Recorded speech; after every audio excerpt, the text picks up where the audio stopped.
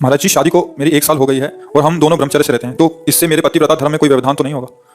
सच्ची पतिव्रता तो वही है जो अपने पति को पहचान ले। पति को ही नहीं जाना तो पतिव्रता कैसी?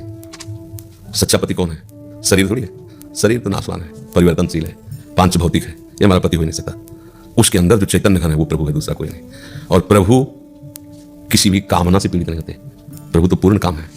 हाँ, उनकी आज्ञा हमारे लिए जैसी वही हमारी पतिव्रता है। अगर वो हमें ब्रह्मचर्य का आदेश करते हैं तो हम ब्रह्मचर्य से हैं। अगर वो आदेश करते हैं कि आप गृहस्थ धर्म से, तो हम गृहस्थ धर्म में। हमारे लिए ब्रह्मचर्य और गृहस्थ धर्म दोनों बराबर है, क्योंकि हम अपने पति को प्रभु मानते हैं। समझ रहे ना? नाशवान शरीर और चेष्टाओं को प्रभु नहीं कहते। जो सच्चिदानंद सबके हृदय में बैठा वो प्रभु है। और जब वो हमने प्रभु मान लिया तो फिर ब्रह्मचर्य या गृहस्थ धर्म का कोई प्रश्न ही नहीं बचता। प्रभु ने स्वामी, वो हमारा स्वामी। अगर वो आदेश करता है, जैसा आदेश करता है, तो मैं यंत्रवत वैसा ही व्यवहार करूँ। मुझे कुछ नहीं चाहिए, ना मुझे ब्रह्मचर्य चाहिए और ना मुझे विषय चाहिए। मेरे प्रभु जिसमें प्रसन्न वो मुझे चाहिए, फिर इसका कोई प्रश्न ही नहीं बनता। समझ पा रहे ना? सच्ची पतिव्रता वही है जो मन वचन कर्म से अपने पति को प्रभु मानकर उसकी आज्ञा के अनुसार चलती है। अब वो क्या आज्ञा है उसकी, ये वो जाने। हमारा प्रश्न नहीं बनता कि हमको क्या करना चाहिए। आपको वही करना चाहिए जो आपकी प्रीतम की आज्ञा है। बस अगर उसमें भगवान देख लिया तो सब कुछ प्राप्त हो जाएगा।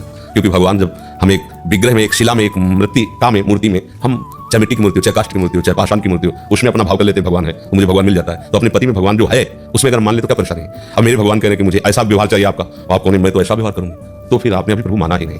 फिर कैसे पातिव्रत धर्म की वार्ता हो सकती है? पातिव्रत धर्म का मतलब है आप जो उनकी आज्ञा वही हमारा जीवन है। और उसमें इतनी बड़ी सामर्थ्य है कि जितना तपस्वी यति महात्मा में सामर्थ्य, उतनी सती में सामर्थ्य है। जो एक पति को ब्रह्म मानकर उसकी आज्ञा के अनुसार, भले वो विषय सेवन है, उसकी आज्ञा के अनुसार चलती है, तो उसको वही गति प्राप्त होगी जो महात्मा को गति प्राप्त होती है। बस सच्चाई से मान ले। अनुकूलता को प्रियतम न कहे। अपनी अनुकूलता हुई तो हमारे प्रभु में प्रतिकूलता हुई तो गालियां बकने लगी, तलाक लिख दी, ये सब बातें नहीं। हाँ, हर परिस्थिति में मैं सिर्फ आपकी एक यंत्र हूं, आप आज्ञा करें, नहीं कोई परेशानी नहीं है। और वो विश्व को जीत सकती है जो पातिव्रत धर्म से युक्त है। देखो ना, यमराज की खोपड़ी काम नहीं की, अपने पति सत्यवान को वापिस ले आई और सब वैभव संपन्न कर दिया। पर इसमें अनुकूलता को नहीं कहते कि पति अनुकूल है तो बात हो गई। हमारी अनुकूलता स्वाहा, पति की अनुकूलता की जय, तभी बात बनती। फिर कोई प्रश्न नहीं बनता। हम तो यंत्र है, वो हमारी यंत्री जैसा चलाएंगे हम चलेंगे। फिर क्या कहना? फिर तो महात्मा है वो। कोई साधारण बात थोड़ी अपनी अनुकूलता का त्याग करके। झगड़ा इसी में तो होता है ना कि हम तुम्हारी पत्नी थी, इसका मतलब थोड़ी दासी है जो हुक्म करो ऐसे में बजाती रहे। हमारी भी कुछ मान्यताएं हैं, हमारी भी कुछ शर्तें हैं। तो बात अलग हो गई। हमारी कोई शर्त नहीं, हमारी कोई मांग नहीं। जिसमें आप राजी हो मैं राजी हूं। यह है भगवत भाव। इसमें चल समझ रही ना आप?